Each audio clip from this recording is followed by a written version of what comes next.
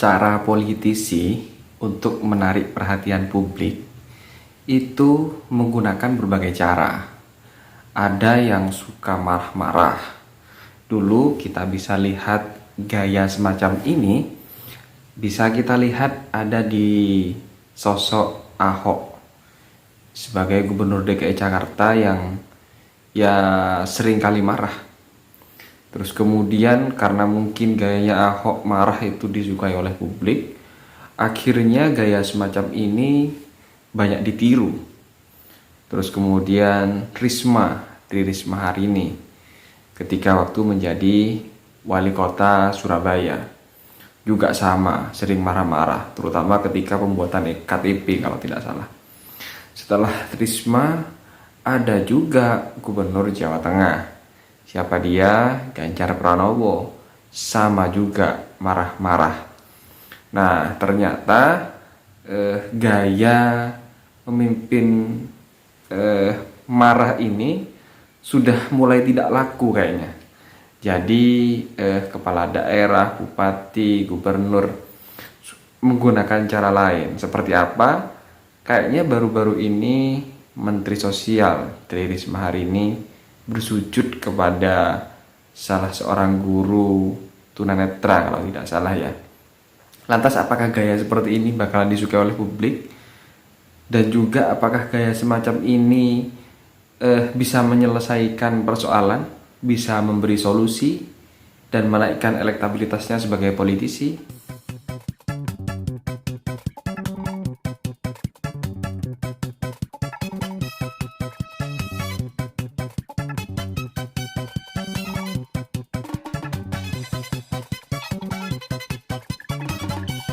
Jumpa lagi dengan saya Robin Fahmi di channel Analisa Politik.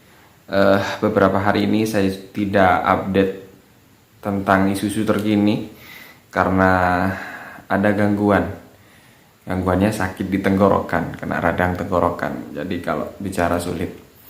Nah, teman-teman, hari ini saya akan mengulas tentang berita yang mungkin tidak menarik sih, tapi sebagian orang mungkin menilainya masih menarik karena baru hangat, ini berita hangat, walaupun sudah dilakukan beberapa kali oleh sosok ini. Siapa dia? Yaitu Tri Risma hari ini, Menteri Sosial yang digadang-gadang kemarin sempat namanya masuk bursa capres kalau tidak salah ya, tapi jauh sebelumnya, sebelum redup seperti sekarang ini.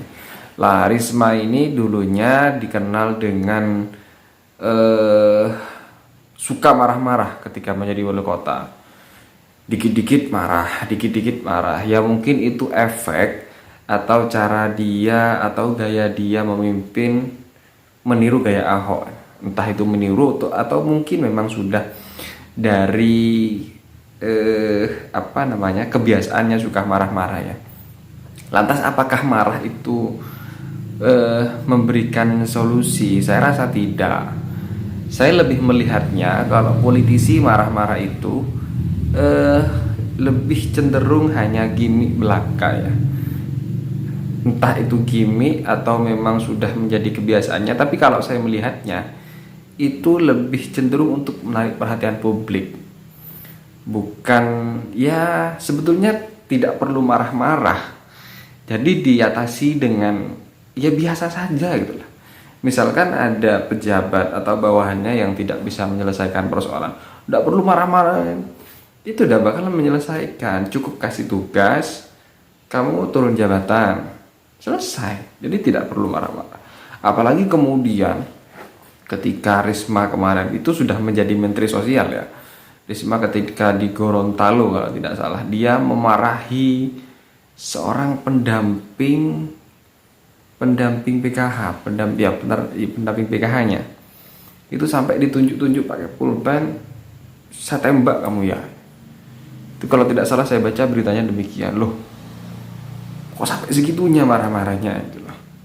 Bahkan dulu ketika di Jember, Risma juga sempat marah-marah dengan pegawai bank. Ini ya tidak bakalan menyelesaikan persoalan dengan marah-marah itu. Harusnya ya cukup ditegur saja. Sudah kamu berhenti gitu. Sudah kamu kerja di tempat lain aja ya gitu. Itu lebih apa ya, ya lebih ngasih pelajaran lah kepada mereka. Kalau marah-marah kesannya itu justru memberikan efek kepada orang yang dimarahi, itu benci. Itu benci. Tapi kalau kemudian kamu introspeksi dulu ya, kamu turun jabatan dulu. Nanti kalau kamu sudah baik, baru kamu kembali lagi ke jabatannya. Jadi itu introspeksi. Tapi kalau kemudian marah-marah, apalagi dimarahi di depan banyak orang, saya rasa itu sudah tidak masuk akal. Entah harus dengan bahasa apa saya menyebutnya. Terserah kalian mau menyebutnya dengan bahasa apa. Tapi kalau politisi, apakah itu bisa menaikkan elektabilitasnya? Ya, kalau menarik perhatian publik memang iya, tapi pastinya menimbulkan pro dan kontra. Ada yang mendukung, terus kemudian ada yang tidak mendukung. Itu sudah menjadi kelaziman, sudah hal biasa. Tapi kalau sepertinya hal semacam itu terus dilakukan, ya publik juga akan membencinya, juga akan jengah ya dengan gaya semacam itu. Dan sepertinya kepala daerah sudah meninggalkan gaya memimpin dengan marah-marah. Nah, sekarang ini gayanya dirubah. Risma sudah mulai gaya yang dulu dipakai lagi, yaitu sujud. Kemarin ketika menghadapi persoalan dengan SLB, ini koreksi kalau saya keliru, dengan SLB menjanjikan berikan lahan, ternyata tidak bisa, terus kemudian minta maaf dengan cara bersujud. Saya melihatnya ini lebih overacting lah. Tidak harus bersujud gitu loh, yang penting minta maaf biasa gitu. Terus kemudian ya dijelaskan,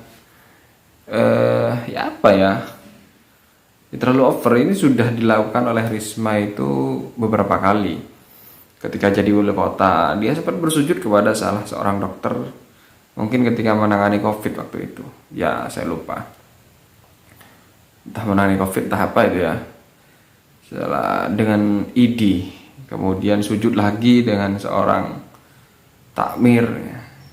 Lah, ini gaya apakah mau menarik perhatian publik lah.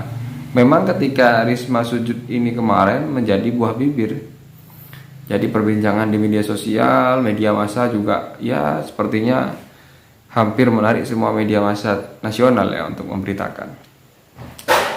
Tapi gaya-gaya semacam ini itu bukan memberikan solusi terhadap masalah yang sedang ada. Ya seharusnya duduk bersama, terus kemudian diomongin gitu ya, solusinya apa gitu. Daripada sujud, lebih baik kan memberikan solusi, dijelaskan kepada publik masalahnya apa, solusinya seperti ini, selesai. Dan minta maafnya tidak perlu overacting. Nah, kalau saya lihat ya hanya Risma deh yang menggunakan cara dengan bersujud. Ya minta maaf tidak harus seperti itu. Ya cukup bersalaman, mungkin apalah sebagai bentuk permintaan maaf. Ya itu tidak jauh berbeda lah dengan cara galak-galak atau marah-marah itu. Galak terus kemudian bersujud, terlalu over. Justru saya lebih suka dengan gaya Emil ya, Ridwan Kamil, ketika dia berusaha untuk menarik perhatian publik. Selain dengan prestasinya, terus kemudian dengan cara dia memainkan medsos, tapi tidak perlu kayak Ganjar seperti itu. Kayaknya sudah jadi YouTuber. Jadi kalau Emil itu dia bercanda dengan istrinya lewat status medsos, itu sudah banyak dikutip dan disebarkan. Itu lebih menarik daripada harus jadi YouTuber kayak Ganjar gitu. Kemana-mana di syuting ya, di upload di akunnya, ini pejabat publik apa YouTuber. Atau mungkin ya gayanya seperti Pak Jokowi mungkin ya, jadi terlihat kayak masyarakat jelata ya.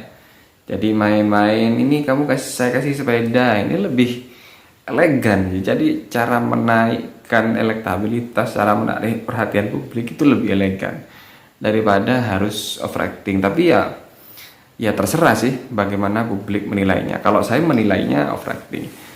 Tapi kalau kalian punya pendapat yang berbeda ya monggo. Dan itu sah-sah saja karena mereka adalah pejabat publik yang memang ya harus dikritik. Kalau anti kritik ya jangan jadi pejabat publik. Kalau kalian tidak sepakat dengan pendapat saya, monggo silahkan jelaskan pendapat kalian di kolom komentar.